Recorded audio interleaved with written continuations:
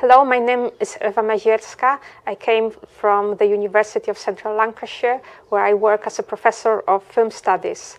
And I came to talk about the work of Agnieszka Polska, who is one of the most interesting artists coming from Poland. Despite her young age, she already produced a number of very interesting films. And the obvious frame to look at them is the concept of postmodernism. Polska is postmodern because of several reasons. One is her interest in the history of art.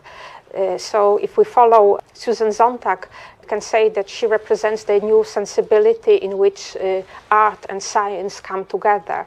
She researches forgotten personalities of Polish and art histories, and we can say she tries to give them new life.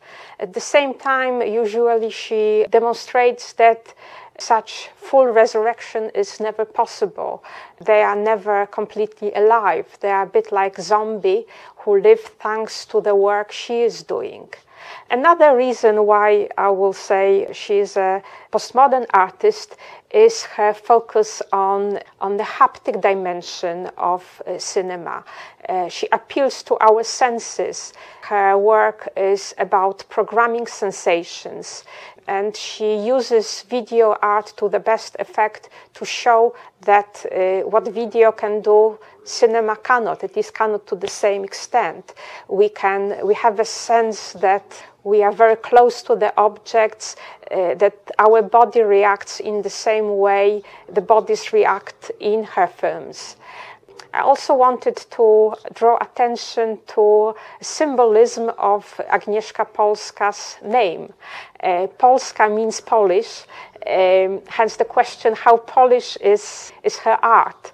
In some way, she is not typically Polish. In particular, her take on history is rather different from the one which dominates in Polish culture or in Polish politics. In Polish discussions, we usually have people who claim that they have the right take on history. They're either in favor or against. Polska, by contrast, tries to demonstrate that history is a matter of discourse. There is nothing like true or false history. History is always presented in the present. It's presented by those who have a specific interests in the past, and they never have full access to the past. Therefore, they have to fill the gap by memory, which is very often wrong, but also by their imagination. Finally, Agnieszka is a very important name in Polish culture, particularly in the history of cinema. There were three Agnieszkas, which I'm able to list, who have a distinct place in this history. One is Agnieszka Osiecka, who was one of the first graduates from the Łódź Film School. The other is perhaps the best known Polish female filmmaker coming from Poland, Agnieszka Holland, who made among her many films Provincial Actors, which is a self-reflective film. And the third Agnieszka, whom I want to invoke here, is Agnieszka, the character in Andrzej Wajda's Man of Marble and Man of Iron. And in my opinion, Polska follows in the footsteps of this Agnieszka, who also starts her work as a budding filmmaker, who wants to make a film about a forgotten hero, about Mateusz Birkut, who was a shock worker, famous to such an extent that monuments were devoted to him and then disappeared.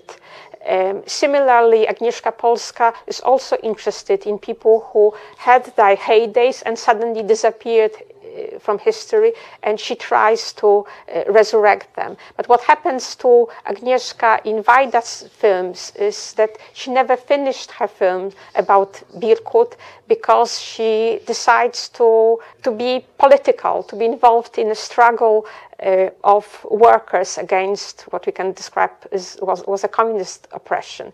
And this theme also appears in if not in Polska's art directly, then at least in her interviews where she questions her role as an artist and the role of art in wider cultural landscape. So my question is whether Agnieszka Polska will follow Agnieszka from Wajda's film in this respect, and what will be her future politics. Thank you.